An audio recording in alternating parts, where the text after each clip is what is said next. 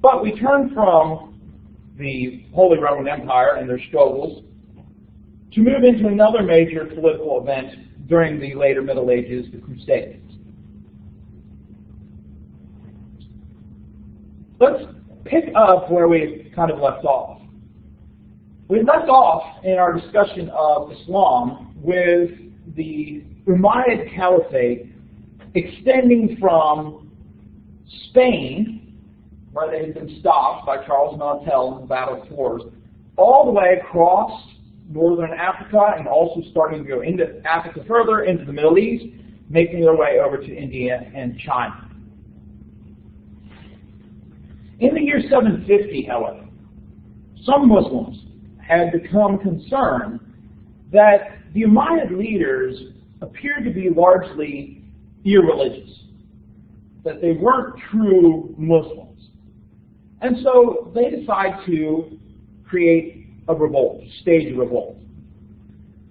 This introduced the Abbasid dynasty into the Islamic Empire. Right? So it moved from those rightly guided or Orthodox caliphs to the Umayyads and now to the Abbasids.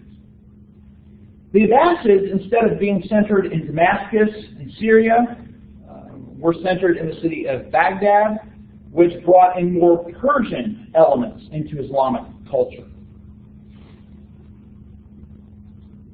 The relationship between Christian and Muslims in this period varied.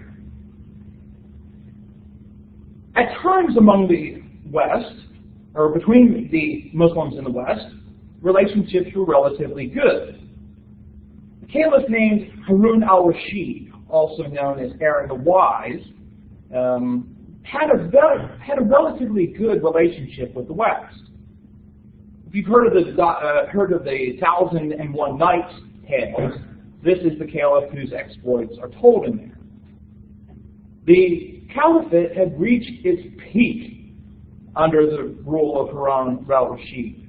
And so his rule was characterized by peace, prosperity, and relative unity. He corresponded with and had a diplomatic mission to Charlemagne. And during the reign of these two leaders, there was technological and economic exchange, developing alliances between the two of them. Aaron the Wise would also establish a hostel for Christian pilgrims in Jerusalem, and so allowing pilgrims to go into Jerusalem, and they would have a place where they could stay.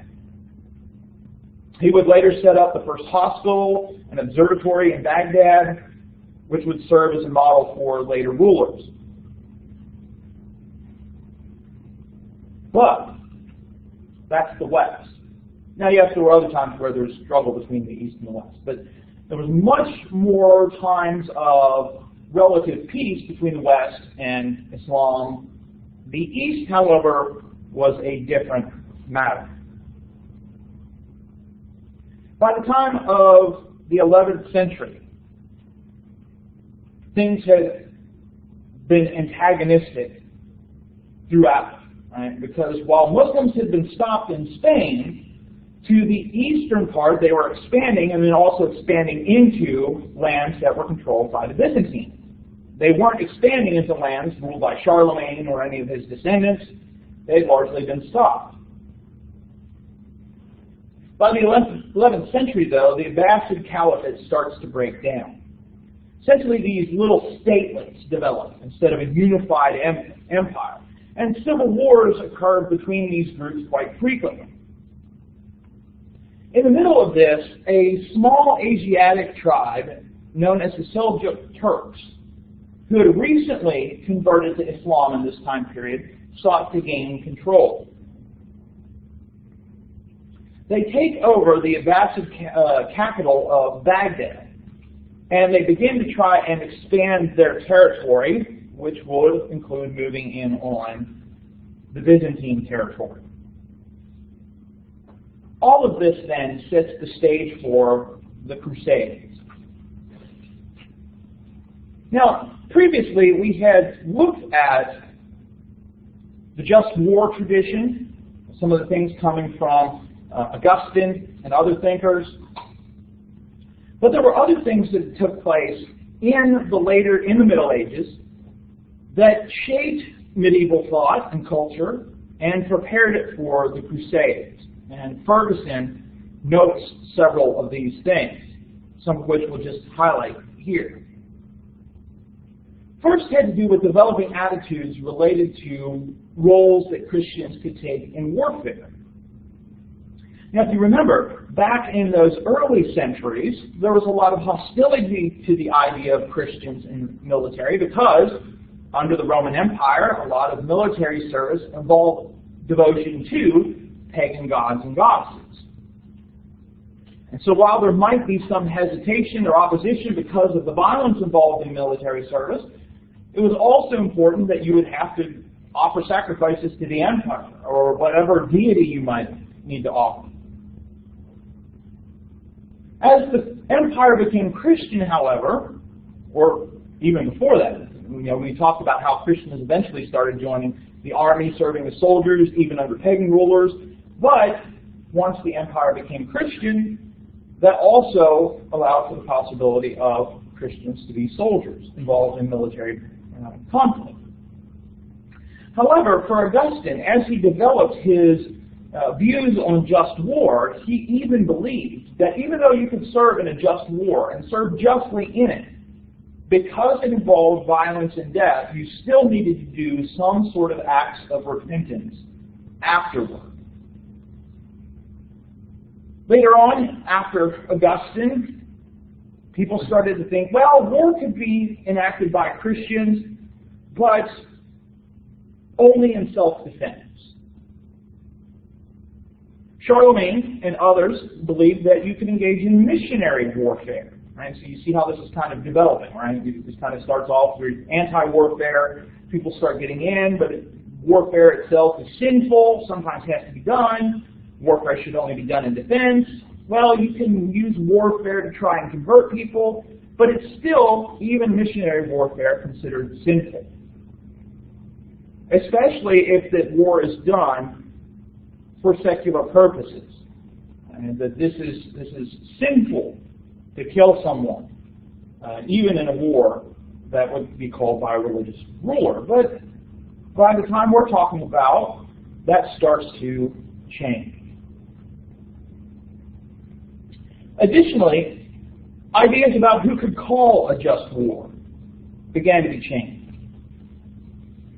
Had originally been an imperial right. Only the emperor could call for a just war.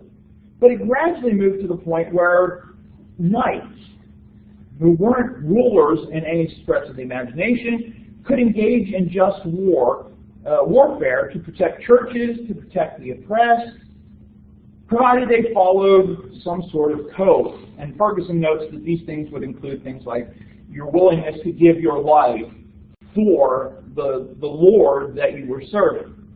That you didn't use your sword for personal gain, that you didn't try to save your life at the expense of the Lord you were serving, your willingness to die for your homeland, your decision to give your life in a fight against heretics, schismatics, or the excommunicated, and that you would defend the poor, the widows, and the orphans. And so the idea of these kind of holy reasons to be involved in war, the holy cause of the knight as a religious cause, and really that warfare could be called by anyone in certain circumstances.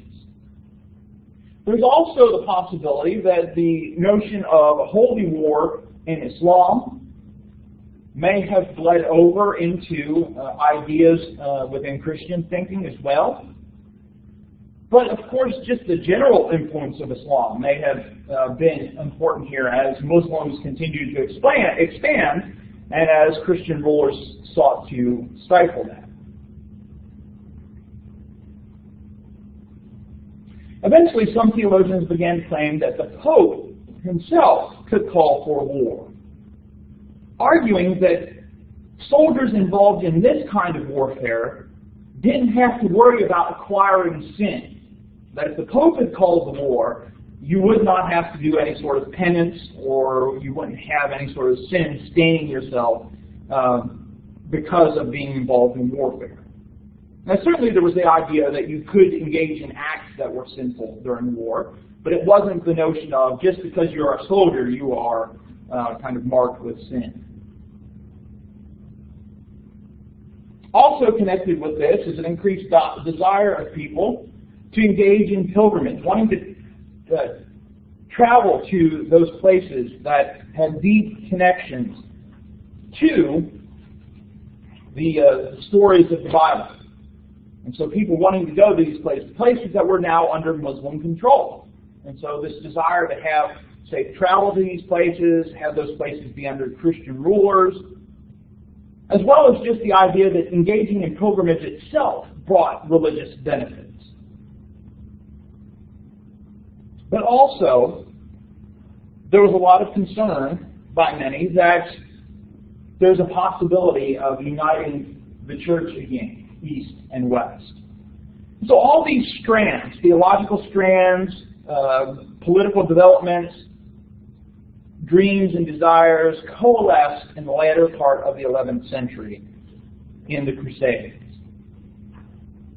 In the year 1095, the Byzantine Emperor Alexis I appealed to Pope Urban II to help protect the Byzantine Empire from Muslim invasion. Things had been getting worse, and so it was needed that he needed help to keep the Muslims out of his land. And so Urban calls for a crusade to kind of rebuff the Muslims and as well not just keep them off the doorstep of the Byzantines, but also retake the Holy Lands. All sorts of promises are made to those who will engage in what is sometimes referred to as this military pilgrimage. Their families and their property would be under the protection of the Pope, so that when they returned from this activity, they would find their property was still available to them, their families were protected. But it wasn't just about these physical things that the Pope offered promises. In fact, there were also promises about things in the afterlife. That those engaged in this crusade will experience full forgiveness of their sins in the afterlife, instead of having to serve time in purgatory, and this kind of midway place between heaven and hell.